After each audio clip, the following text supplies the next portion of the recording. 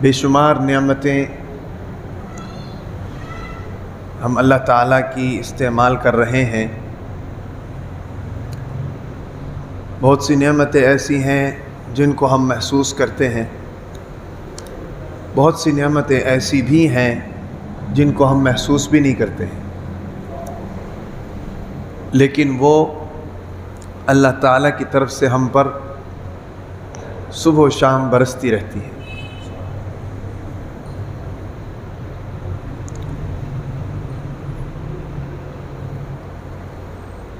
تمام نعمتوں میں سب سے بڑی ایک نعمت ہے، وہ نعمت ہے دین اسلام۔ دین اسلام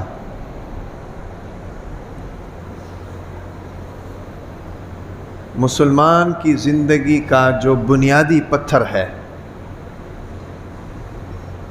دیکھیں، جب عمارت کو بنایا جاتا ہے، اس کی جب بنیاد ڈالی جاتی ہے نا جی، وہ پتھر جو زمین سے ٹچ ہو رہا ہے، اس پتھر کو انتہائی ناپ تول کے رکھا جاتا ہے، کیونکہ اس پتھر کے اوپر والی بنیاد ہے، اور اس اوپر والی بنیاد کے اوپر پوری بلڈنگ کا انحصار ہے۔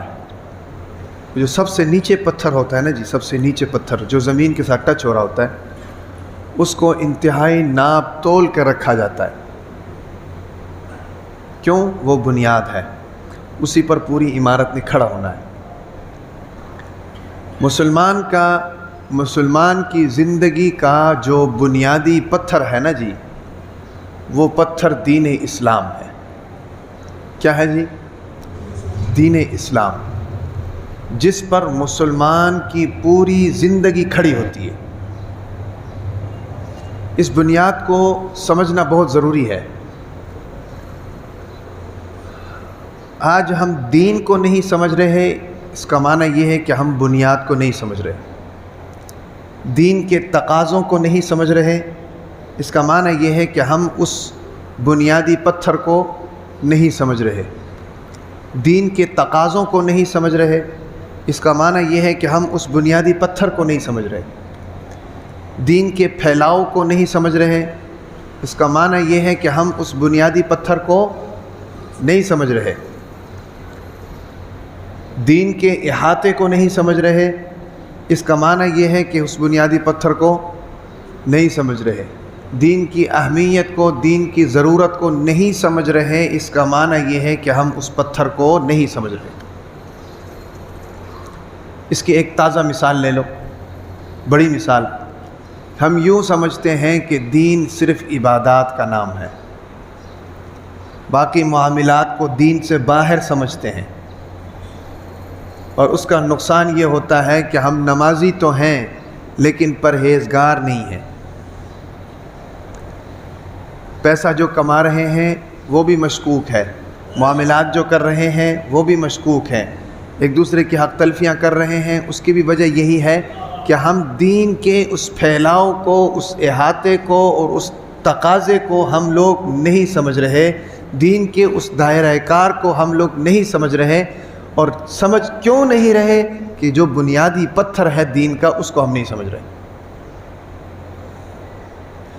تو یہ بات ذہن میں رکھیں کہ مسلمان کی ساری زندگی جو ہے نا جی، وہ اس پتھر کے اوپر ٹکی ہوئی ہے۔ وہ پتھر ہم سیدھا رکھیں گے، ہماری زندگی بھی سیدھی، اور ہمارے بعد ہماری نسل جو آئے گی اس کی بھی زندگی سیدھی ہوگی، اللہ کے حکم کے مطابق ہوگی، نبی کے طریقے کے اوپر ہوگی۔ اگر ہم نے وہ پتھر صحیح نہیں رکھا تو پھر ہماری بھی زندگی خراب، اور ہماری جو آنے والی نسل ہے اس کی بھی زندگی خراب ہوگی، اور اس کا وبال بھی ہمارے اوپر ہے۔ سمجھ آ رہی میری بات کی؟ تو یہ بات اپنے ذہنوں میں رکھیں کہ انسان مسلمان کی زندگی کا بنیادی پتھر دین ہے۔ اچھا، یہ جو دین ہے نا جی، دین میں نے ابھی بتایا کہ دین جو ہے یہ ہمارے پوری زندگی کا احاطہ کرتا ہے، صرف عبادات کا نام نہیں ہے دین۔ 5 وقت نماز پڑھ لیا، یا روزہ رکھ لیا، یا حج کرنے چلے گئے، یا زکوٰۃ دے دیا، اور یوں سمجھے کہ بھئی ہمارے دین کا تقاضا پورا ہو گیا، تو ہم غلطی پر ہیں۔ دین صرف عبادات کا نام نہیں دیکھیں، دین کے اگر 4 حصے کر لیے جائیں نا، 4 حصے، 1 حصہ عبادت ہے، 3 حصے معاملات ہیں. یعنی ہم عبادات کو دین سمجھ رہے ہیں، صرف 1 حصے پر عمل کر رہے ہیں، باقی 3 حصوں کو دین ہی نہیں سمجھ رہے. سمجھ آ رہی کہ نہیں؟ ہمارا یہاں پر جو آوے کا آوا بگڑا ہوا ہے نا جی، اس کی وجہ یہی ہے کہ ہمارا تاجر تجارت کو دین نہیں سمجھ رہا، تبھی تو وہ چھری چلا رہا ہے. ہمارا دکاندار دکانداری کو دین نہیں سمجھ رہا، تبھی تو جناب وہ لوگوں کی جیبیں کاٹتا ہے. نماز تو پہلی صف کا نمازی ہے وہ، لیکن نماز کو دین سمجھتا ہے، کاروبار کو دین نہیں سمجھتا. کاروبار کو سمجھتا ہے دنیا داری، تاجر تجارت کو سمجھتا ہے دنیا داری. تبھی تو جناب چھری اس نے ہر وقت ہاتھ میں پکڑی ہوتی ہے، اور ذہن میں یہی بات ہوتی ہے کوئی گاہک آئے صحیح تو اس کی اگلی پچھلی کسر پوری کر کے بھیجوں گا.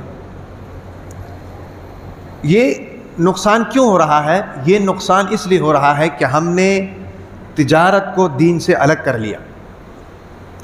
آج کی جو بات چیت ہوگی وہ اسی کے اوپر ہوگی. اللہ کے نبی حضور نبی اکرم صلی اللہ علیہ وسلم نے تاجر کے بارے میں بہت سی ارشادات ہیں، اس میں سے 2 حدیثیں آپ حضرات کے سامنے رکھنا چاہتا ہوں. ایک حدیث یہ ہے، حضور نبی اکرم صلی اللہ علیہ وسلم نے فرمایا کہ التاجر صدوق الامین مع النبیین والصدیقین والشہداء والصالحین. جو سچا تاجر ہے، سچا تاجر، قیامت کے دن اس کا حشر جو ہے نبیوں کے ساتھ ہوگا، صدیقین کے ساتھ ہوگا، شہداء کے ساتھ ہوگا، صالحین کے ساتھ ہوگا. حشر کا معنی کیا ہے؟ ان کے ساتھ وہ کھڑا ہوگا، اس کے معاملات ان حضرات کے ساتھ ہوں گے، ان ہستیوں کے ساتھ. اور ایک جگہ حضور نبی اکرم صلی اللہ علیہ وسلم نے فرمایا کہ التاجر یحشر یوم القیامت فجارا، کہ تاجر جو ہے وہ قیامت کے دن فاجر اور فاسق لوگوں کے ساتھ کھڑے ہوں گے. تاجروں کی 2 قسمیں حضور نبی اکرم صلی اللہ علیہ وسلم نے بیان فرمائی، اور ان دونوں کے ساتھ قیامت کے دن ہوگا کیا یہ بھی بیان فرما دیا. سب سے پہلے تو یہ بات سمجھ لینا کہ تاجر کس کو کہتے ہیں، کاروباری کس کو کہتے ہیں. تاجر کس کو کہتے ہیں، کاروباری کس کو کہتے ہیں.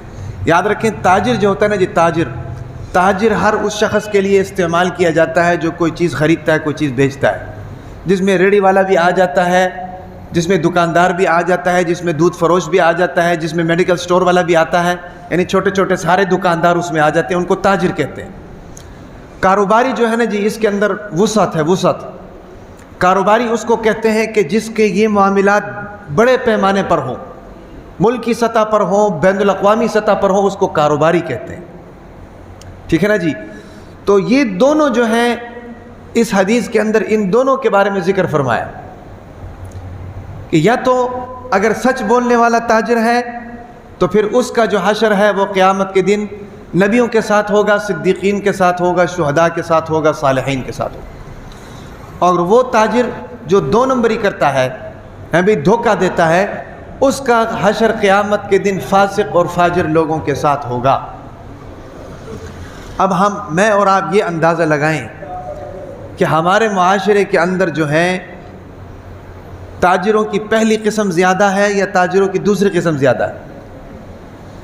ایسے تاجر ہمیں نہیں ملتے ہیں کہ جن کی زبان پر سچ ہوتا ہے، جن کی نیتیں صاف ہوتی ہیں، جن کی جیب میں جانے والا مال 100% حلال ہوتا ہے، جن کے معاملات جو ہوتے ہیں وہ 1 نمبر ہوتے ہیں. ایسے تاجر 100 میں سے 1%.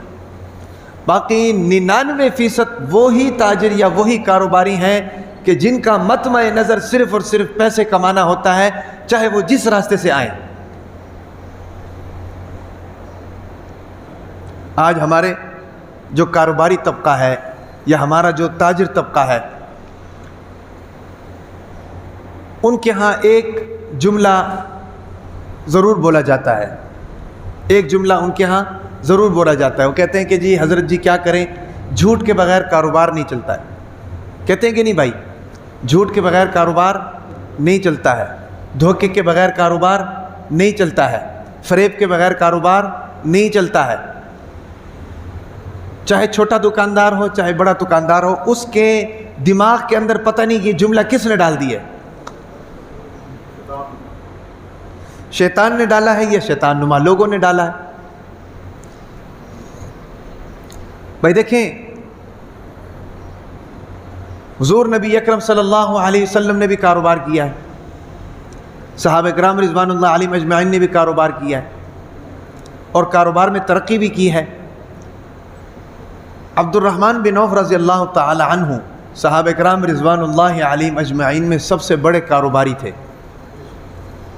وہ جب مکے سے ہجرت کر کے آئے نا جی حضور نبی اکرم صلی اللہ علیہ وسلم کے پاس کے ساتھ، تو ان کی جیب میں چند روپے تھے، چند درہم تھے، اور جب مدینے میں تشریف لائے تو ان کے ساتھ جن کا بھائی کا تعلق بنا تھا نا، بھائی چارہ کیا تھا نبی اکرم صلی اللہ علیہ وسلم نے سب سے پہلا کام مدینے میں آ کر، تو ان کے ساتھ جو بھائی بنے تھے نا جی، اس بھائی نے کہا کہ جی بھائی یہ میری 2 زمینیں ہیں، ایک آپ رکھ لو، یہ میرے 2 گھر ہیں، ایک آپ رکھ لو، یہ میرا کاروبار ہے، آدھا آپ رکھ لو آدھا میں رکھ لیتا ہوں۔ عبد الرحمن بن عوف کو کہا، مکے میں چونکہ کاروباری تھے عبد الرحمن بن عوف، کاروبار کا رنگ ڈھنگ طریقہ سلیقہ تو ان کو آتا تھا، تو انہوں نے کہا کہ جی بھی آپ نے مجھے آفر کی ہے، آپ کی بہت مہربانی، اللہ تعالیٰ آپ کو مزید دے، آپ صرف میرے لیے اتنا کریں کہ مجھے بازار کا رستہ بتا دیں تاکہ میں جاؤں اور اپنا کاروبار کروں۔ تو بازار کا رستہ پوچھا، بازار گئے۔ فرماتے ہیں کہ ایک وقت ایسا آیا کہ عبد الرحمن بن عوف رضی اللہ تعالی عنہ کا کاروبار اتنا وسیع ہو گیا کہ مدینے کے اندر جو بھی قافلہ آتا عبد الرحمن بن عوف کے ڈیرے پہ آتا،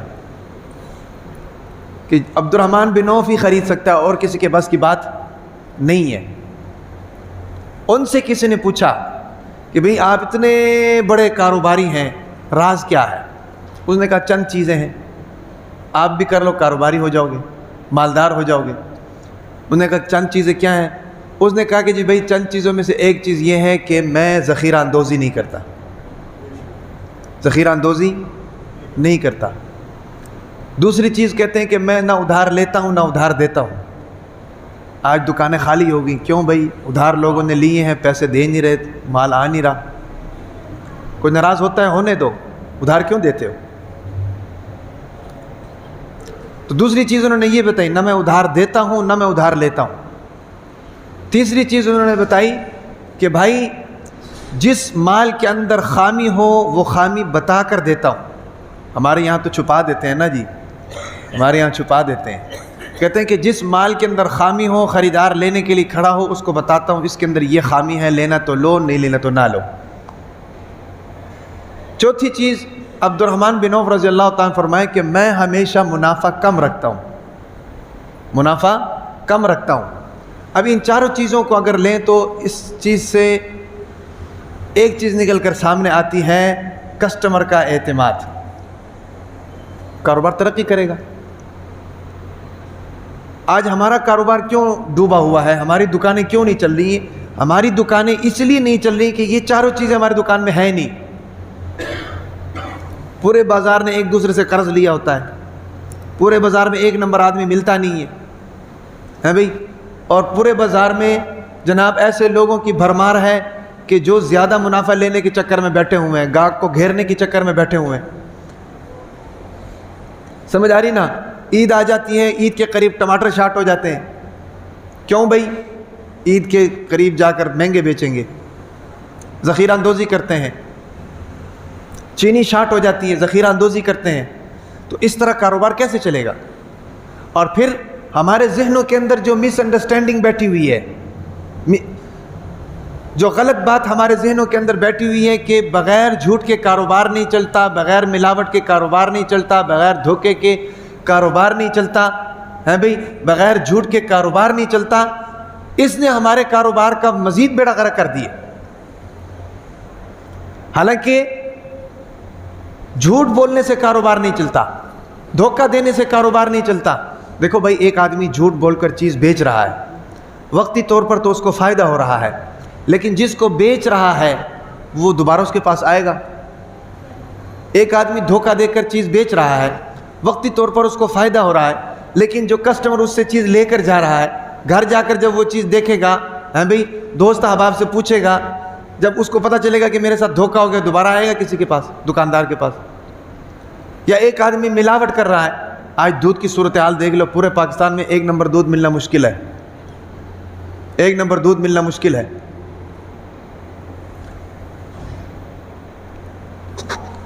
اس کے مقابلے میں وہ شخص جو سچ بول رہا ہے وقتی طور پر تو اس کو نقصان نظر آ رہا ہے، لیکن جو آدمی اس کے ساتھ معاملہ کرتا ہے یا کوئی چیز خرید کر لے کر جاتا ہے، اس کو جب پتہ چلتا ہے کہ یار آدمی نے میرے ساتھ 2 نمبری نہیں کی، میرے ساتھ سچ بولا ہے، تو وہ دوبارہ پورے بازار میں اسی شخص کے پاس آئے گا. کیوں؟ یہ سچ بولتا ہے. 1 نمبر چیز بیچے گا، وقتی طور پر تو اس کو نقصان نظر آ رہا ہے، منافع اس میں کم ہے، چیز مہنگی خریدی ہوئی ہے، منافع اس میں کم نظر آ رہا ہے، لیکن وہی کسٹمر جو ہے دوبارہ اس چیز کی ضرورت ہوگی تو وہ کس کے پاس جائے گا؟ اسی کے پاس جائے گا. تو وقتی طور پر یا ظاہری طور پر جو نفع اور نقصان ہے وہ ہمارے مطمع نظر ہوتا ہے، اس کی وجہ سے جو ہے نا جی ہم اپنے آپ کو کاروبار میں نقصان میں ڈال دیتے ہیں، دھوکہ دیتے ہیں ایک دوسرے کو. اب یہاں پر آپ سب نے موٹر سائیکل رکھی ہوئی ہیں اور آپ سب کے علیحدہ علیحدہ مستری ہیں، علیحدہ علیحدہ مکینک ہیں. آپ میں سے پوچھو نا اکثر لوگوں سے، آپ کہیں گے کہ یار فلانا آدمی جو ہے وہ اچھا کام کرتا ہے. ظاہر بات ہے آپ کے ساتھ اچھائی کی ہوگی تو آپ کو یاد ہے نا جی. مجھ سے اگر کوئی پوچھیں گے تو میں کہوں گا یار یہ بابر اچھا کام کرتا ہے، میرے ساتھ اگر اس نے اچھائی کی ہوگی تو میں اس کا نام لوں گا نا جی. تو اس کا فائدہ ہوا کہ نہیں؟ تو اس لیے بھائی حضور نبی اکرم صلی اللہ علیہ وسلم نے تاجروں کی 2 قسمیں بتائی ہیں. ایک قسم وہ اس تاجر کی، اس کے بارے میں اللہ کے نبی نے فرمایا کہ وہ تاجر جو سچائی کے اوپر اپنی تجارت کرتا ہے قیامت کے دن وہ انبیاء کرام، صدیقین اور شہداء اور صالحین کے ساتھ ہوگا. اور وہ تاجر جو اپنی تجارت میں گڑبڑ کرتا ہے، اللہ کے نبی نے فرمایا کہ اس کا حشر قیامت کے دن فاسق اور فاجر کے ساتھ ہوگا. اب ایک اور بات اس میں ذہن میں رکھیں کہ ایک تاجر انبیاء کرام کے ساتھ، شہداء کے ساتھ، صالحین کے ساتھ ہوگا، اس کی کیا وجہ ہے؟ اور ایک آدمی فاسق اور فاجر کے ساتھ ہوگا تاجر، اس کی کیا وجہ ہے؟ انبیاء کرام کے ساتھ ہونے کی کیا وجہ ہے؟ شہداء کے ساتھ ہونے کی کیا وجہ ہے؟ صالحین کے ساتھ ہونے کی کیا وجہ ہے؟ علماء فرماتے ہیں اس کی وجہ یہ ہے کہ اس کام کے نتیجے میں وہی مشابہت آ رہی ہے جو انبیاء کرام کے کام کے نتیجوں میں آتی تھی. دیکھیں بھی انبیاء کرام، شہداء اور صالحین صادق اور امین تھے کہ نہیں؟ حضور نبی اکرم صلی اللہ علیہ وسلم کو امین کہا جاتا تھا، صادق کہا جاتا تھا. اور نبوت ملنے سے پہلے مکے کے لوگ اپنے بچوں کو اشارہ کر کے بتایا کرتے تھے کہ اس کی طرح بنو. صادق کہا جاتا تھا، امین کہا جاتا تھا. تو تاجر بھی جو ہے نا جی اگر صداقت سے کام کرے گا، اگر امانت سے کام کرے گا تو یہ بھی اسی کیٹیگری میں شامل ہے جن کیٹیگری میں انبیاء کرام شامل ہیں. سمجھ آ رہی بات کی؟ اسی طریقے سے انبیاء کرام، شہداء اور صالحین بھی آزمائشوں سے گزرتے ہیں، آزمائشوں سے گزرتے ہیں. ہیں بھئی تعداد میں کم ہیں، وسائل میں کم ہیں، اسلحے میں کم ہیں، ہیں بھئی ہر چیز میں کمی ہے، لیکن سامنے جو طاقت کھڑی ہوئی ہے وہ ان سے ڈبل ہے، طاقتور ہے. لیکن اللہ تعالیٰ کے حکم کو مد نظر رکھتے ہوئے، اس پر عمل کرتے ہوئے ان کا ڈٹ کر مقابلہ کرتے تھے. غزوہ بدر میں دیکھ لو، غزوہ احد میں دیکھ لو، غزوہ احزاب میں دیکھ لو، ہر غزوے کے اندر مسلمانوں کی تعداد کم رہی ہے، لیکن چونکہ اللہ کا حکم ہے اور اللہ کے حکم پر عمل کرنے کے لیے برسر میدان میں نکلے اور اس آزمائش میں کامیاب ہو گئے. ابراہیم علیہ السلام کے اوپر کتنی آزمائشیں آئیں؟ ابراہیم علیہ السلام کے اوپر پہلے نمرود کا مقابلہ کیا، پھر آگ میں اس کو ڈالا گیا، پھر جناب اس کے بیٹے کو ذبح کرنے کا حکم دیا گیا. کتنی آزمائشیں آئیں. تو کاروباری اور تاجر بھی آزمائشوں سے گزرتے ہیں، کاروباری اور تاجر بھی آزمائشوں سے گزرتے ہیں. ایک چیز کا سیزن آ رہا ہے، ہیں بھئی اس چیز کی ڈیمانڈ زیادہ ہے، اس کو دبا لو، ذخیرہ اندوزی کر لو. ہیں بھئی جب سیزن آ جائے گا تو اس کو مارکیٹ میں لے آئیں گے اور اس کو زیادہ قیمت پر بیچیں گے. یہ آزمائش ہے کہ نہیں؟ اس آزمائش میں اللہ تعالیٰ کے حکم کو سامنے رکھتے ہوئے وہ ذخیرہ اندوزی نہیں کرتا ہے. اسی طریقے سے انبیاء کرام، شہداء اور صالحین ان کا بھی ایسا کام ہوتا تھا کہ دنیا جہاں کی ان کو لالچ دی جاتی تھی۔ حضور نبی اکرم صلی اللہ علیہ وسلم کو کیا کہا گیا کہ مکے کی سب سے خوبصورت عورت سے آپ کی شادی کرائیں گے، آپ کو اتنا پیسہ دیں گے کہ آپ ساری زندگی آرام سے بیٹھ کر کھائیں گے۔ لالچ دی گئی کہ نہیں؟ اور حضور نبی اکرم صلی اللہ علیہ وسلم نے کیا فرمایا کہ تم میرے ایک ہاتھ پر چاند رکھ دو اور ایک ہاتھ پر سورج رکھ دو، پھر بھی میں تمہاری بات ماننے کے لیے تیار نہیں۔ کتنی بڑی آزمائش تھی۔ یہاں پر تو جناب ہمارے 100 روپے کے پیچھے ایمان بیچ دیتے ہیں، 1000 روپے کے پیچھے ایمان بیچ دیتے ہیں، 1,00,000 1,50,000 روپے کے پیچھے ایمان بیچ دیتے ہیں۔ یہی آزمائش جو ہے تاجر کے ساتھ بھی آتی ہے۔ تو اس آزمائش کے اوپر اگر تاجر پورا اترتا ہے تو پھر اس لیے اس کا حشر جو ہے قیامت کے دن شہداء، صالحین، نبیین کے ساتھ ہوتا ہے۔ اور اسی طریقے سے وہ تاجر جو اپنی تجارت میں 2 نمبری کرتا ہے، تو جتنے 2 نمبری کرنے والے ہیں قیامت کے دن اس کا حشر ان 2 نمبری کرنے والوں کے ساتھ ہوگا، یعنی فاسق اور فاجر کے ساتھ ہوگا۔ سمجھ آ رہی کہ نہیں؟ دیکھیں کام ایک ہے تجارت، لیکن زاویہ نگاہ تبدیل کر دیا، نیتوں کو تبدیل کر دیا، تو اس کا کتنا بڑا نتیجہ نکل آیا۔ وہی تاجر جو صادق اور صداقت اور امانت کے ساتھ اپنی تجارت کر رہا ہے، اس کو نبیوں کے ساتھ اللہ نے کھڑا کر دیا قیامت کے دن۔ اور وہی تاجر اگر 2 نمبری کرتا ہے تو اس کو قیامت کے دن فاسق اور فاجر لوگوں کے ساتھ کھڑا کیا جاتا ہے۔ دنیا کے اندر جناب یاد رکھیں کہ زاویہ نگاہ کو تبدیل کر دیں، ہر کام عبادت بن جائے گی۔ دیکھیں بھئی سونا ضرورت ہے کہ نہیں؟ سونا ضرورت ہے کہ نہیں؟ اگر ہم سونے میں سنت کا طریقہ استعمال کریں تو ہمارا سونا عبادت ہے، زاویہ نگاہ تبدیل ہو گیا۔ کھانا جناب جسم کی ضرورت ہے کہ نہیں؟ کھانے میں اگر جناب ہم سنت طریقے کا اہتمام کر لیں تو ہمارا یہ کھانا عبادت ہے۔ بیوی بچوں کی ضروریات پوری کرنا یہ ضرورت ہے کہ نہیں؟ ہم اس کے اندر جناب نیتوں کو تبدیل کر لیں تو یہی بیوی بچوں کے ناز نخرے اٹھانا ہمارے لیے ثواب اور عبادت بن جائے گا۔ بھئی کھانا کھاتے ہوئے یہ نیت کر لیں کہ بھئی اس جسم کا حق ہے کہ اس کو میں خوراک دوں، یہ جسم اللہ نے دیا ہے نا بھائی۔ خودکشی کیوں حرام ہے؟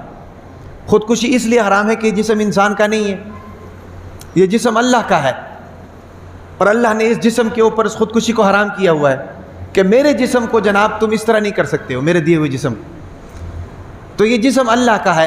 کھانا کھاتے ہوئے صرف انسان اپنی نیت تبدیل کر لے کہ بھئی یہ کھانا کھانا اس جسم کا حق ہے، اس کو طاقت ملنی چاہیے تاکہ اس جسم کو میں خوراک دوں، کہ جسم طاقتور بنے، اور اس جسم کو لے کر میں اللہ تعالیٰ کی فرما برداری کروں گا، تو یہ کھانا کھانا عبادت ہے۔ سمجھ آ رہی کہ نہیں؟ کپڑے پہننا نیت تبدیل کر لو، عبادت بن جائے گی۔ بھئی یہ صاف کپڑے پہن رہا ہوں، پاک کپڑے پہن رہا ہوں، اس لیے کہ اللہ کی نعمت کا اظہار ہے، اللہ نے مجھے دیا ہے، اللہ کی نعمت کا اظہار کر رہا ہوں۔ اور اس کپڑے پہننے کا مقصد یہ ہے کہ صاف اور پاک کپڑے پہن کر اللہ کے سامنے کھڑا ہو جاؤں، تو یہ کپڑے پہننا بھی عبادت ہے۔ لیکن ہمارے یہاں یہ نہیں ہوتا ہے۔ ہمارے یہاں کپڑے پہننا، گھڑی پہننا، جوتے پہننا ہے بھئی، یہ ساری چیزیں ریاکاری کی بنیاد پر کی جاتی۔ میرے پڑوسی نے اچھے کپڑے پہنے ہیں تو اس سے اچھے کپڑے پہن کر میں دکھاؤں گا، میرے دوست نے اچھے کپڑے پہنے ہیں تو اس سے اچھے کپڑے لا کر جناب برانڈڈ کپڑے پہن کر میں دکھاؤں گا۔ تو یہ چیز عبادت میں شامل نہیں ہے، اس سے اللہ تعالیٰ کی رضامندی بھی حاصل نہیں ہوتی۔ تو میرے کہنے کا مطلب یہ ہے کہ ہر چیز عبادت بن سکتی ہے، صرف نیتوں میں فرق ہونا چاہیے۔ نیت تبدیل کر لو، عبادت بن جائے گی۔ اولاد اللہ نے دی ہے، اولاد کی ضرورتوں کو پورا کریں، اور ساتھ میں یہ نیت کریں کہ بھئی یہ اولاد اللہ نے دی ہے، ان کے حق ہے میرے اوپر، اور اللہ کا یہ حکم ہے کہ ان کے حقوق ادا کروں، اور ان کے حقوق میں ایک یہ چیز ہے کہ ان کے ضروریات کو پورا کروں، تو اللہ کے اس حکم کو پورا کرنے کے لیے ان کی ضروریات کو پورا کر رہا ہوں، تو یہ عبادت ہے۔ سمجھ آ رہی کہ نہیں بھائی؟ تعلیم حاصل کر رہے ہیں، اگر نیت یہ ہے کہ میں انجینئر بن کر اتنے پیسے کماؤں گا، یہاں پر نوکری لگے گی، اتنی تنخواہ ہوگی، ڈاکٹر بنوں گا اتنی تنخواہ ہوگی، پائلٹ بنوں گا اتنی تنخواہ ہوگی، تو یاد رکھیں اس تعلیم حاصل کرنے کا اللہ کے ہاں کوئی فائدہ نہیں ہے، اللہ کی رضامندی بھی نہیں ہے بلکہ اللہ کی ناراضگی۔ اور اگر یہی تعلیم کے حصول کے وقت نیت یہ ہوگی یار اگر انجینئر بنوں گا تو مخلوق کی خدمت کروں گا، ڈاکٹر بنوں گا مخلوق کی خدمت کروں گا، ہے بھائی پائلٹ بنوں گا مخلوق کی خدمت کروں گا، تو وہ تعلیم بھی آپ کو ملے گی، آپ کامیاب بھی ہو جائیں گے، تنخواہ بھی آپ کی لگ جائے گی اور آپ کو ثواب بھی ملے گا۔ آج ہسپتالوں میں جا کر دیکھ لینا کیا حال ہے۔ ڈاکٹر اگر اپنی نیت ٹھیک کر لیں مریض ٹھیک نہ ہو جائے، مریض ٹھیک نہیں ہو رہا، کیوں؟ ڈاکٹر کی نیت ٹھیک نہیں ہے۔ مریض ڈاکٹر کے پاس جاتا ہے علاج کرانے کے لیے، وقتی طور پر کچھ آرام مل جاتا ہے لیکن مرض میں اضافہ ہوتا ہے، کیوں بھائی؟ ڈاکٹر کی نیت ٹھیک نہیں ہے۔ ڈاکٹر کی نیت یہ ہے کہ بھئی یہ کسٹمر آ رہا ہے، مخلوق کی خدمت کا جذبہ ڈاکٹر کے اندر سے ختم ہو گیا۔ اب دیکھ لینا ڈیلیوری کے کتنے کیسز آتے ہیں، لاکھوں کیسز آتے ہیں۔ پہلے زمانے میں آپریشن کا تصور تھا بھائی؟ پہلے زمانے میں آپریشن سے بچے کی پیدائش کا تصور تھا؟ نہیں تھا، نارمل پیدائش ہوتی تھی بچوں کی۔ اب جناب ہسپتالوں میں جا کر دیکھ لیں 95% جتنے بھی کیسز ہیں سب آپریشن ہیں۔ کیوں؟ ڈاکٹر کی نیت ٹھیک نہیں ہے۔ آپریشن میں کل کل نہیں کرنی پڑتی ہے، آپریشن میں جناب کام آسان ہو جاتا ہے، آپریشن میں جناب پیسے زیادہ مل جاتے ہیں، باقی مریض کا بیڑا غرق ہو جائے اس سے ڈاکٹر کا کوئی سروکار نہیں ہے۔ ایسا ہے کہ نہیں بھائی؟ ایسا کیوں ہے؟ ڈاکٹر کی نیت ٹھیک نہیں ہے۔ اب یہ کام اس کے لیے عبادت نہیں ہے، عبادت یہ کام اس کے لیے اس وقت ہوگی جب صرف اپنی نیت کو ٹھیک کر لے کہ یہ مریض میرے پاس آیا ہے، اللہ تعالیٰ نے بھیجا ہے، میرا کام ہے اس کی خدمت کرنا، باقی وہ آپ کو آپ کی فیس دے گا، یہ بھی نہیں کہ آپ اپنی فیس نہ لیں۔ صرف نیت درست کریں اللہ کی خوشنودی کے لیے، اس کے ساتھ جناب تعاون کریں تو یہ کام آپ کی دنیا بھی بن جائے گی اور یہی کام آپ کی آخرت بھی بنے گا۔ سمجھ آ رہی بات کی؟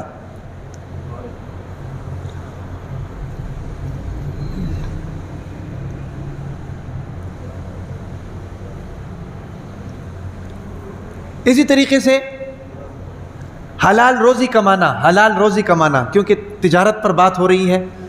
حلال روزی کمانا، یاد رکھیں حلال رزق کمانا عین عبادت ہے۔ کیا ہے بھائی؟ عین عبادت۔ لیکن کب؟ سوال یہ پیدا ہوتا ہے کب؟ اس وقت جب آپ کی نیت ٹھیک ہو۔ نیت کیا ہونی چاہیے؟ نیت یہ ہونی چاہیے کہ بھائی میں حلال روزی اس لیے کما رہا ہوں، نمبر 1 کہ میں حرام سے بچ جاؤں، کیونکہ اللہ نے حرام کمانے سے منع کیا ہے۔ ظاہر بات ہے حلال نہیں کمائے گا تو پھر حرام ہی کمائے گا اور کیا کرے گا۔ نیت یہ ہونی چاہیے کہ یہ حلال روزی میں اس لیے کما رہا ہوں کہ اللہ نے حرام منع کیا ہے، میں حرام سے بچ جاؤں۔ نمبر 2، میں حلال روزی اس لیے کما رہا ہوں کہ میں کسی سے مانگنے والا نہ بنوں، سوال نہ کروں۔ جو اکثر مانگتے رہتے ہیں، سگنلز وغیرہ پر مانگتے رہتے ہیں نا جی، ایسا نہ بن جاؤں۔ یہ نیت آپ کے ذہن میں ہونی چاہیے۔ اس وقت یہ رزق کمانا جو ہے یہ آپ کے لیے حلال بھی ہے اور عبادت بھی ہے۔ اگر آپ کی نیت یہ نہیں نہ ہے، آپ رزق چاہے حلال بھی کما رہے ہیں لیکن نیت یہ نہیں ہے، تو پھر وہ رزق تو حلال ہے لیکن عبادت نہیں ہے، عبادت نہیں ہے۔ عبادت اس وقت ہوگی کہ جب آپ کی نیت یہ ہو کہ یہ رزق میں اس لیے کما رہا ہوں کہ بھائی میں حرام نہ کماؤں، یہ رزق میں اس لیے کما رہا ہوں بچوں کو حرام نہ کھلاؤں، یہ رزق میں اس لیے کما رہا ہوں کہ میں دوسروں کا محتاج نہ بنوں، اللہ کے حکم پر فرما برداری کرنے والا بنوں، یہ رزق میں اس لیے کما رہا ہوں، پھر یہ رزق کمانا عبادت ہے۔ سمجھ آ رہی بات کی؟ لیکن اگر یہ نیت نہیں ہے، حلال رزق بھی کما رہے ہیں، وہ رزق تو حلال ہے لیکن عبادت نہیں ہے، حرام رزق کی تو بات ہی نہیں نہ ہے، وہ تو ہے ہی حرام نا، اس میں کوئی تفصیل کی بات ہی نہیں ہے، اس میں کوئی سمجھانے والی بات ہی نہیں ہے، وہ تو ہے ہی حرام۔ میں حلال رزق کی بات کر رہا ہوں۔ اور پھر میں ایک اور بات آپ کو بتاؤں، اس میں بڑی نکتے کی بات۔ ایک آدمی ہے کہ جس کو اللہ تعالیٰ نے رزق کی فراوانی دی ہوئی ہے، بھئی رزق کی زمینیں اس کے پاس ہیں، پلاٹ اس کے ہیں، گھر اس کے ہیں جہاں سے کرایہ آ رہا ہے، اس کو مزید کمانے کی ضرورت نہیں ہے، لیکن اس کے باوجود بھی وہ کما رہا ہے۔ اس کے لیے بھی یہی ہے کہ اس کا رزق کمانا حلال تو ہے لیکن عبادت نہیں ہے۔ کیوں؟ کیونکہ اللہ نے اس کو دیا ہوا ہے، بھئی ہر جگہ پر سینگ پھنسانے کی کیا ضرورت ہے۔ اس طرح اکثر ہمارے لوگ ہوتے ہیں نا، یہ سرکاری لوگ جو ہوتے ہیں، جب ان کو سرکاری کام سے ریٹائرمنٹ ملتی ہے نا جی، یہ کسی اور جگہ پر ٹانگیں اڑا دیتے ہیں. ان کی ریٹائرمنٹ کی پینشن چل رہی ہوتی ہے، اس کے باوجود ان کی ٹانگیں کسی اور جگہ پر ہوتی ہیں، سینگ کسی اور جگہ پر اڑائے ہوتے ہیں، وہاں سے بھی کما رہے ہوتے ہیں. تو ایسا رزق کمانا یہ عبادت نہیں ہے. حلال تو ہے لیکن عبادت نہیں ہے، اللہ کی خوشنودی نہیں ہے. اللہ کی خوشنودی اس شخص کے لیے ہے کہ جو رزق کمائے اس نیت کے ساتھ کہ بھائی میں حرام سے بچ جاؤں، میں محتاجی سے بچ جاؤں، اپنے بچوں کو حرام کھلانے سے محفوظ کروں، اس نیت سے وہ رزق کما رہا ہے. تو یہ رزق اس کے لیے حلال تو ہے ہی، لیکن ساتھ ساتھ یہ اللہ تعالیٰ کی خوشنودی اور عبادت کا ذریعہ بھی ہے. سمجھ آ رہی میری بات کی؟ دیکھیں کچھ اعمال ایسے ہوتے ہیں نا جی، کچھ اعمال ان کے اندر ان کی جو فضیلت اور ثواب ہوتی ہے نا جی، وہ ان کی ذات کی وجہ سے نہیں ہوتی ہے. جیسے نماز ہے، یہ نماز پڑھنا خود بذات خود ایک عبادت ہے، یہ عبادت اس کی ذات کے اندر شامل ہے. لیکن کچھ اعمال ایسے ہوتے ہیں کہ ان کے اندر جو ثواب ملتا ہے نا جی، وہ ان کی وجہ سے نہیں ہوتا، وہ اللہ تعالیٰ کے حکم پر عمل کرنے کی وجہ سے آتے ہیں. مثال کے طور پر عرفات میں لوگ طواف کرتے ہیں نا جی، عرفات میں لوگ قیام کرتے ہیں نا جی، خیمے لگاتے ہیں، لگا کر وہاں کچھ دیر کے لیے یوم عرفہ کے دن قیام کرتے ہیں. اب اس دن جناب یوم عرفہ کے دن اس میدان میں قیام کرنے کا ثواب ہے، وقوف عرفہ کرنے کا ثواب ہے. کیوں؟ اللہ کا حکم ہے. حالانکہ پیچھے لوجک کوئی نظر نہیں آتی، اللہ کا حکم ہے، ثواب ہے، کرو. لیکن اگر آپ اس دن کے علاوہ سارا سال وہاں پر بیٹھے رہو گے تو آپ کو ثواب نہیں ملے گا. حالانکہ سارا سال بھی بیٹھ گئے ہو، میدان عرفات میں بیٹھ گئے ہو، لیکن ثواب پھر بھی نہیں ملے گا. عمل تو وہی ہے. اس کا معنی کیا ہوا؟ اس کا معنی یہ ہوا کہ کچھ اعمال کے اندر جو ثواب ہے ان اعمال کی وجہ سے نہیں ہے. کس کی وجہ سے ہے؟ اللہ کے حکم کی وجہ سے. یوم عرفہ کے دن ثواب کیوں ملے گا؟ کیونکہ اللہ کا حکم ہے. سارا سال بیٹھے رہو ثواب نہیں ملے گا. کیوں نہیں ملے گا؟ کیونکہ اللہ نے نہیں کہا. سمجھ آ رہی نا؟ اسی طریقے سے یہ رزق کمانا بھی، رزق کمانا اس وقت ثواب ہوگا جب آپ رزق اس لیے کما رہے ہو کہ میں حرام سے بچ جاؤں، میں اپنے بچوں کو حرام لقمے سے بچاؤں اور اللہ تعالیٰ کی فرما برداری کروں اور خود بھی لوگوں سے مانگنے سے بچ جاؤں. اس نیت سے علماء فرماتے ہیں رزق کما رہے ہو تو یہ رزق عبادت بھی ہے اور اللہ تعالیٰ کی خوشنودی کا ذریعہ بھی ہے. سمجھ آ رہی؟ اور پھر یہ اللہ کا فضل بھی ہے. بعض لوگ نا ہماری غلط فہمی ہے، ہماری کیا غلط فہمی ہے؟ ہمارے بعض لوگ یہ کہتے ہیں کہ یار کاروبار جو ہے نا جی یہ دنیا داری ہے، اس کو چھوڑ دینا چاہیے اور اللہ اللہ کرنا چاہیے. اور مولوی اگر غلطی سے کسی کاروبار میں آ جائے نا جی تو اس کو یہ کہہ کر تانے دیتے ہیں کہ بھئی تیرا کی کام میں، تو مولوی بندہ ہے. مولوی سیاست میں آئے تب تکلیف ہے، مولوی کاروبار میں آئے تب تکلیف ہے، مولوی موٹر سائیکل خرید لے تب تکلیف ہے بھئی، مولوی گاڑی خرید لے تب تکلیف ہے، مولوی نئے گھر میں چلا جائے تب تکلیف ہے. اور مصیبت یہ ہے مولوی کچھ بھی نہ خریدے تب بھی تکلیف ہے کہ نہیں؟ مولوی کاروبار میں آئے تو کہیں گے مولوی کو پیسہ کتھوں آیا، مولوی گھر لیں گے تو کہیں گے مولوی کو پیسہ کتھوں آیا. مولوی اگر سیاست میں آ جائے تو کہیں گے مولوی دا کی کم ہے سیاست، ہے کہ نہیں بھائی جان؟ مولوی اگر موٹر سائیکل خرید لے کہیں گے مولوی کو موٹر سائیکل کتھوں آئی. مولوی اگر کچھ بھی نہ خریدے، مولوی کے پاس پیسے نہ ہو تو کہیں گے یار مولوی کو کچھ بھی نہیں ہے. مولوی بیچارہ مظلوم طبقہ ہے، جس مرضی حالت میں ہو مولوی کو تان و تشنی کا نشانہ بنایا ہی جاتا ہے. اور ایک میں بات آپ کو بتاؤں، سب سے زیادہ وفادار اگر کوئی ہے نا جی وہ مولوی ہے. ہاں، سب سے زیادہ وفادار اگر کوئی ہے تو وہ مولوی ہے. ہر حالت میں آپ کے ساتھ کھڑا رہتا ہے، آپ کی غمی میں مولوی شریک، آپ کی خوشی میں مولوی شریک ہیں بھئی. آپ کو پریشانی ہو تو مولوی آپ کے ساتھ کھڑا ہوتا ہے. زندگی کے ہر شعبے اور ہر دور میں مولوی آپ کے ساتھ کھڑا ہوتا ہے. لیکن تان و تشنیع بھی مولوی کو زیادہ بنایا جاتا ہے، ووٹ بھی مولوی کو کوئی نہیں دیتا. مولوی کو ووٹ نہ دینے کا اثر دیکھ رہے ہو؟ مولوی کو ووٹ نہ دینے کا اثر دیکھ رہے ہو کہ نہیں؟ پٹرول کتنے روپے لیٹر ہو گیا جی؟ 460 روپے لیٹر ہو گیا. اور چپو. یہ مولوی کو ووٹ نہ دینے کا اثر ہے. 460 روپے لیٹر پیٹرول ہو گیا. اب رونے کا کیا فائدہ بھائی؟ جب الیکشن ہو رہے تھے تو اس وقت تو ہم آپ کو سمجھا رہے تھے کہ بھائی نہ دو ووٹ، ووٹ اس شخص کو دینا چاہیے جو غیرت مند ہو. کیا ہو؟ غیرت مند ہو, فیصلہ کرنے کی طاقت رکھتا ہو, ہاں, اور فیصلہ کر کے اس کے اوپر قائم رہنے کی بھی طاقت رکھتا ہو, ہاں, اور دنیا کے ساتھ ٹکرانے کی بھی طاقت رکھتا ہو. اس کو ووٹ دو, وہ آپ کی نمائندگی کرے گا. وہ آپ کی نمائندگی نہیں کر سکتا ہے کہ جو جناب ایک دھمکی کے اوپر ڈر جائے اور اپنے فیصلوں میں خود مختار نہ ہو اور فیصلوں میں کمزور ہو. وہ آپ کی نمائندگی نہیں کر سکتا ہے. لیکن ہم کیا کر سکتے ہیں؟ اللہ کے نبی نے فرما دیا کہ جیسی عوام ویسے حکمران. حکمرانوں کو کچھ کہنے کی ضرورت نہیں ہے, ہمارا خود بیڑا غرق ہوا ہے. دیکھو نا, ابھی مثال دیکھ لو, تازہ مثال. 460 روپے لیٹر ہو گیا کہ نہیں پیٹرول؟ کتنے روپے بڑھا ہے جی؟ 137 روپے پیٹرول بڑھ گیا. اب ہمارا حال دیکھو, ہمارا کاروباری طبقے کا حال دیکھو. پھر ہم کہتے ہیں حکمران برے ہیں, ہمارے کاروباری طبقے کا حال دیکھو. 137 روپے پیٹرول بڑھ گیا نا جی. آپ ڈبل روٹی لینے جاؤ گے تو ایک ڈبل روٹی کے اوپر اتنا بڑھا دیا ہوگا انہوں نے, 137 روپے. چلو اس سے آدھا بڑھا دیا ہوگا. اب مجھے بتاؤ کہ ڈبل روٹی کے اوپر پیٹرول کا کتنا خرچہ ہے؟ ڈبل روٹی کے پیٹرول کے ساتھ کیا تعلق ہے بھائی؟ چلو ٹرانسپورٹ کا خرچہ ڈال دو, اتنا خرچہ تو نہیں ڈالے گا ٹرانسپورٹ کا. شیمپو کی شیشی لینے جاؤ جناب, اس کے اوپر 137 روپے آئے ہوں گے. کیوں بھائی؟ پیٹرول بڑھ گیا. بھائی شیمپو کا پیٹرول کے ساتھ کیا تعلق ہے؟ چلو شیمپو بھی بڑی بات ہے. یہاں موچی کے پاس چلے جاؤ, جوتی پالش کرانے کے لیے موچی کے پاس چلے جاؤ, پنچر والے کے پاس چلے جاؤ. اب تو پنچر کا بھی ریٹ زیادہ ہو گیا کہ نہیں؟ 150 روپے ہو گیا. کتنا؟ کچا پنچر 100 روپیہ, پکا پنچر 130 روپے. چلو یہاں 130 ہے, جوہر ٹاؤن میں 150 ہے.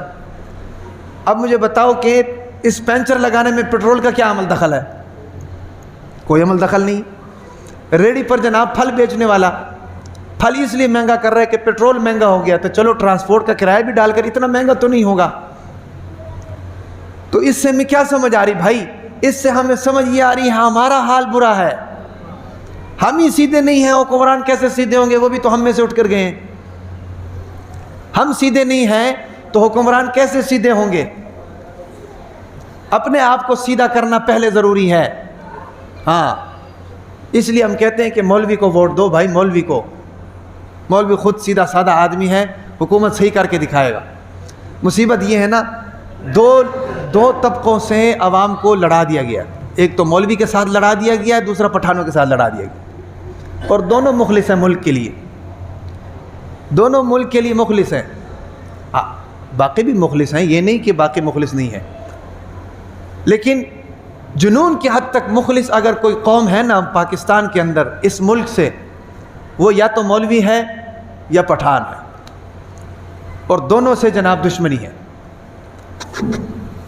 تو بات کیا چل رہی تھی؟ تجارت پر بات چل رہی تھی, کاروبار پر بات چل رہی تھی. تو بھائی میں یہ بتا رہا تھا کہ بعض لوگ یہ سمجھتے ہیں کہ بھائی کاروبار جو ہے نا جی, یہ دنیا داری کا کام ہے, یہ چھوڑ دینا چاہیے. یا کاروباری آدمی کو دیندار کوئی نہیں کہتا ہے, یا اگر دیندار کاروبار کرے تو اس کو پھر تانے دیتے ہیں کہ بھئی تو دیندار آدمی, تیرا کیا کام ہے. بات ذہن میں رکھو کہ کاروبار کرنا, حلال کاروبار کرنا اور نیت کی صفائی کے ساتھ کاروبار کرنا, یہ عین عبادت ہے.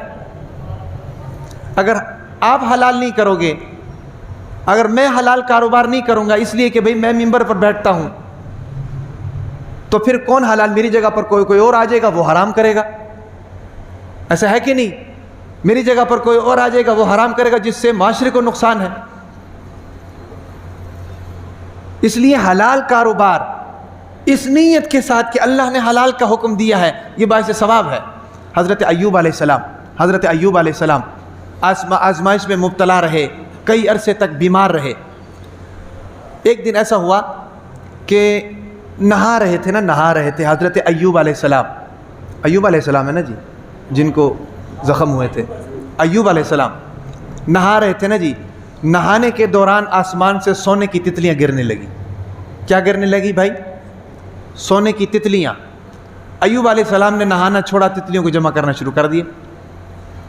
اللہ تعالیٰ نے ایوب علیہ السلام سے ہم کلامی کی اور ہم کلامی کہا, ایوب میں نے آپ کو مال و دولت سے نوازا ہوا ہے, تو آپ یہ تتلیاں کیوں اٹھا رہے ہیں؟ آپ حرص کر رہے ہیں, لالچ کر رہے ہیں, تتلیاں کیوں اٹھا رہے ہیں؟ یہ ہمارے اس نظریے کے جواب میں یہ بتا رہا ہوں کہ جو ہم کہتے ہیں کہ دیندار کا کام نہیں ہے کاروبار کرنا، مولوی کا کام نہیں ہے کاروبار کرنا. تو ایوب علیہ السلام کو جب اللہ نے یہ کہا نا، تو ایوب علیہ السلام نے کہا کہ یا اللہ، یہ تتلیاں نازل کرنے والی تو آپ کی ذات ہے، اور میرے اوپر نازل کرنے والی بھی آپ کی ذات ہے. جب یہ تتلیاں آپ میرے اوپر نازل کر رہے ہیں خاص کر، تو اس کا مطلب یہ ہے کہ آپ کا میرے اوپر یہ فضل ہے، تو میں کیسے آپ کے فضل کو جمع نہ کروں؟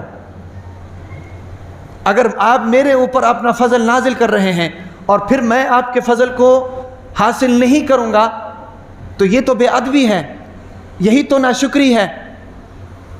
میں آپ کی بے ادبی اور ناشکری سے بچنا چاہتا ہوں، اور اس کو آپ کا حکم سمجھتا ہوں کہ یہ چیزیں آپ خاص میرے اوپر نازل کر رہے ہیں، اس لیے میں ان کو جمع کر رہا ہوں.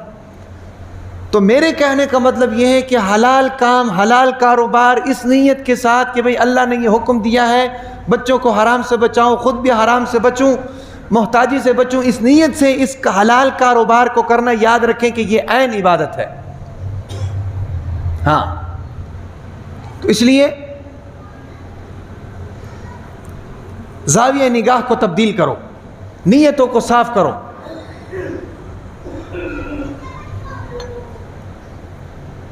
ہر کام کرنے کے لیے جب آپ نیتوں کو صاف کرو گے نا، وہ کام آپ کے لیے عبادت بن جائے گا. اور اسی کا نام تقویٰ ہے، اسی کو تقویٰ کہتے ہیں. تقویٰ کا معنی کیا ہوتا ہے؟ اللہ تعالیٰ سے ڈر جانا. اور نیتوں کو تبدیل بھی اس لیے کیا جاتا ہے کہ یار یہ اللہ تعالیٰ کے لیے میں کر رہا ہوں.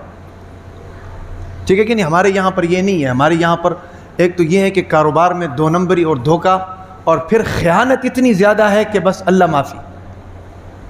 خیانت، اور پھر ہم حکمرانوں کو گالیاں نکالتے ہیں. خود ہمارا حال یہ ہے. کیوں جی حاج صاحب؟ خود ساڈا حال ہے وہ کہ جناب ہمارا نا ایک نمازی تھا جوہر ٹاؤن میں، رانا صاحب، ہم اس کو رانا صاحب کہتے ہیں. وہ 3 مہینے نا قطر میں رہ کر آئے. قطر میں واپس آ کر میرے ساتھ گپ شپ لگا رہے تھے، اور مجھے کہہ رہے تھے کہ جی بھئی میں قطر گیا تھا. میں نے کہا قطر کے بارے میں کوئی بات بتائیں. انہوں نے کہا قطر کے بارے میں ایک بات میں آپ کو بتاتا ہوں. میں نے کہا بتائیں. کہتا ہے کہ قطر میں جس مسجد میں میں نماز پڑھنے جاتا تھا، کہتا ہے کہ ایک دن میں نے دیکھا کہ اس مسجد کے، میں نے کہا کہ چلو مسجد کا وزٹ کروں، کس طرح کی مسجد بنائی ہے. کہتا ہے کہ میں جناب مسجد کے گرد گھومنے لگا، دیکھنے لگا. کہتا ہے دیکھا کہ پیچھے، مسجد کے پیچھے نا ایک بڑی مہنگی جوتی پڑی ہوئی ہے، شوز پڑے ہوئے ہیں یا جوتی پڑی ہوئی ہے جو بھی ہے، اور بہت مہنگی اور برانڈڈ. کہتا ہے کہ میں نے دیکھا، اور میں نے دیکھ کر کہتا ہے میں گھر چلا گیا. کہتا ہے کہ میں 3 مہینے قطر میں رہا ہوں ڈاکٹر صاحب، 3 مہینے کہتا ہے کہ میں قطر میں رہا ہوں، مجال ہے کہ کوئی اس کو ہاتھ لگائے. 3 مہینے میں قطر میں رہا ہوں، مجال ہے کہ کوئی اس جوتی کو ہاتھ لگائے. یہ ہے ایمانداری. تے ساڈے تے کی ہوندا جے؟ گلاس نہ سانو سنگل لانا پیندا جے، تے صبح کے ویکھیے تے گلاس بھی غائب تے سنگل بھی غائب. مسجد دے وچوں لے لیندے، جُتی چک کے لے جاندے نے، او کوئی نہیں چھڑدا. مسجد دیاں ٹوٹیاں کھول کے لے جاندے نے، او کوئی نہیں چھڑدا. اور نام کہ ہم مسلمان ہیں جناب، نام کہ ہم مسلمان. یہ مسلمانی جو ہے قیامت کے دن نہیں بچا سکتی ہے. ہاں، کردار کے مسلمان بنے، اعمال کے مسلمان بنے، معاملات کے مسلمان بنے. پھر جناب آپ دیکھ لیں، یہاں ایک گلی میں شادی ہو جائے نا، شادیوں کا سیزن آ رہا ہے، گلی میں شادی ہو جائے تو جناب پوری گلی جو ہے رات کو جاگ کر گزارتی. ڈھول ڈھمکے اور جناب شور شرابہ اور جناب غل غپاڑا اتنا زیادہ ہوتا ہے کہ پورا محلہ جناب بیزار ہو جاتا ہے. اور پھر ہم مسلمان بھی ہیں. تو میں کہہ رہا تھا کہ نیتوں کو اگر ہم چینج کر لینا، اسی کا نام تقویٰ ہے، اسی کا نام تقویٰ. اور تقویٰ کیسے حاصل ہوگا؟ تقویٰ حاصل ہوگا، یاد رکھیں، اولیاء اللہ کے ساتھ وقت بتانے سے تقویٰ حاصل ہوگا. ہاں، یا ایھا الذین آمنوا اتقوا اللہ وکونوا مع الصادقین. سچے لوگوں کے ساتھ رہو گے تو تقویٰ حاصل ہوگا. اولیاء اکرام کے ساتھ رہو گے تو تقویٰ حاصل ہوگا.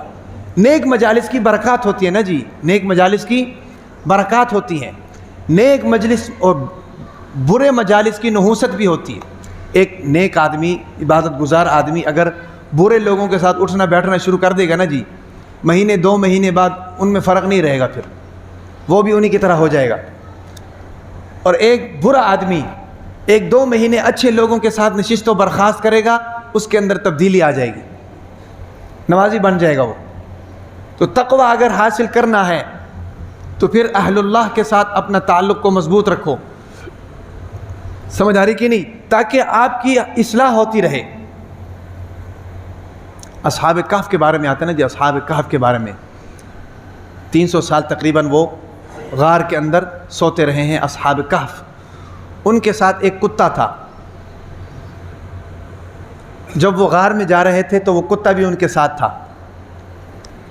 تو وہ کتے کو کافی کوشش کرتے رہے کہ یہ واپس چلا جائے، لیکن وہ واپس نہیں گیا، وفادار کتا تھا، ساتھ رہا ان کے، اور وہ کتا بھی ان کے ساتھ سوتا رہا اس غار کے اندر۔ اور اس کتے کے بارے میں علماء فرماتے ہیں کہ قیامت کے دن وہ کتا بھی ان کے ساتھ جنت میں جائے گا۔ حالانکہ جانوروں کے بارے میں اصول یہ ہے قیامت کے دن کہ جانور مٹی ہو جائیں گے، لیکن اس کتے کے لیے اللہ نے اصول کو تبدیل کر دیا۔ کیوں بھائی؟ نیک لوگوں کی مجلس کی وجہ سے، نیک لوگوں کا ساتھ نہ چھوڑنے کی وجہ سے وہ کتا بھی قیامت کے دن جناب ان کے ساتھ جنت میں جائے گا۔ تو یہ نیک مجلس کے اثرات ہوتے ہیں، سمجھ آ رہی کہ نہیں؟ میں یہ بات اس لیے کر رہا ہوں نا کہ ہم اکثر لوگ جو ہے نا جی نیک لوگوں کے ساتھ بیٹھتے نہیں ہیں، ابھی ان کے ساتھ نشست و برخاست نہیں رکھتے ہیں، چند کتابیں پڑھ لیتے ہیں اور اپنے آپ کو علامہ فہامہ سمجھتے ہیں۔ بھئی آپ یہ بتائیں کہ ایک ڈاکٹر وہ صرف کتاب پڑھ کے ڈاکٹر ہوا، پریکٹیکل لائف میں نہیں آیا، کسی ڈاکٹر کے ساتھ نہیں رہا ہے، کیا اس کو ڈاکٹر مانا جا سکتا ہے؟ اس کو ڈنگر ڈاکٹر کہتے ہیں۔ کیا کہتے ہیں بھائی؟ ڈنگر ڈاکٹر کہتے ہیں۔ صحیح ہے، اس نے کتابیں تو پڑھ لی ہیں لیکن کسی ڈاکٹر کے ساتھ نہیں رہا ہے، پریکٹیکل لائف میں نہیں آیا ہے، یا کوئی انجینئرنگ کی کتابیں پڑھ لی ہیں بھئی، اس کے پاس انجینئرنگ کی ڈگری نہیں ہے۔ ڈگری نہ ہونے کا مطلب کیا ہے کہ اس کو کسی نے پڑھائی نہیں ہے، کسی نے سمجھائی نہیں ہے، خود ہی پڑھ لی ہے۔ اب آپ بتائیں کہ وہ بیڑا غرق کرے گا کہ نہیں؟ اسی طریقے سے کوئی مولوی ہے بھئی، وہ کتابی مولوی ہے، کتابیں اس نے پڑھ لی ہیں لیکن اس کو کسی نے پڑھائی نہیں ہے، اس کو کسی نے سمجھائی نہیں ہے۔ دیکھیں نا، ایک چیز ہوتا ہے پڑھنا اور ایک چیز ہوتا ہے سمجھنا، اور سمجھنا جو ہے یہ ہے اصل چیز۔ پڑھنے میں تو میں انگریزی پڑھ لوں گا لیکن کاک کی مجھے سمجھ نہیں آئے گی، انگریزی پڑھنی آتی ہے مجھے بھی لیکن کاک کی سمجھ نہیں آئے گی۔ اب مجھے بتاؤ اس پڑھنے کا کوئی فائدہ ہوا جب سمجھ ہی نہ آئے؟ اس طریقے سے آپ کو بھی قرآن پڑھنا آتا ہے لیکن اس کی سمجھ نہیں آتی ہے، تو اس کو سمجھنے کے لیے اس مولوی کی ضرورت ہے۔ تو اب آپ مجھے بتائیں کہ ایک آدمی جناب صرف کتابیں پڑھ لے، سمجھے نہ، تو کیا وہ عالم کہلانے کے لائق ہے؟ نہیں ہے۔ وہ نیم ملا خطرہ ایمان ہے، وہ ایمان کے لیے خطرناک ہے، گمراہی کے لیے جناب وہ راستے کھولنے کے لیے تیار ہے۔ تو اسی طریقے سے یاد رکھو کہ تقوی اس وقت حاصل ہوگا جب آپ اہل اللہ کے پاس بیٹھیں گے، اہل علم لوگوں کے پاس بیٹھیں گے، علماء کرام کے پاس بیٹھیں گے، تو پھر آپ کو تقوی حاصل ہوگا۔ تبلیغی اعمال میں جب آپ جڑیں گے تو پھر آپ کو تقوی حاصل ہوگا، اس کے بغیر تقوی حاصل کرنا ناممکن ہے۔ یا ایھا الذین آمنوا اتقوا اللہ، اے ایمان والو اللہ سے تقوی کرو، یعنی اللہ سے ڈرو۔ طریقہ کار کیا ہے؟ کونوا مع الصادقین، سچے لوگوں کے پاس بیٹھو، پھر تمہیں تقوی حاصل ہوگا۔ تو بہرحال یہ 2-4 باتیں جو میں نے آپ حضرات کے گوش گزار کی ہیں، کاروبار کے حوالے سے ہیں، تجارت کے حوالے سے ہیں۔ اللہ تعالیٰ نے تاجر کی 2 قسمیں بیان کی ہیں۔ ایک تاجر وہ ہے، اللہ کے نبی نے فرمایا کہ التاجر الصدوق الامین مع النبیین والصدیقین والشہداء والصالحین، سچا تاجر جو ہے قیامت کے دن وہ صدیقین، شہداء اور صالحین کے ساتھ ہوگا۔ اور دوسرے کے بارے میں فرمایا کہ التاجر یحشر یوم القیامت فجارا، کہ ایک وہ تاجر ہے کہ اس کے 2 نمبری کی وجہ سے قیامت کے دن وہ فاسق اور فاجر کے ساتھ کھڑا کیا جائے گا۔ اللہ تبارک و تعالی سے دعا ان تمام باتوں پر عمل کرنے کی توفیق عطا فرمائے۔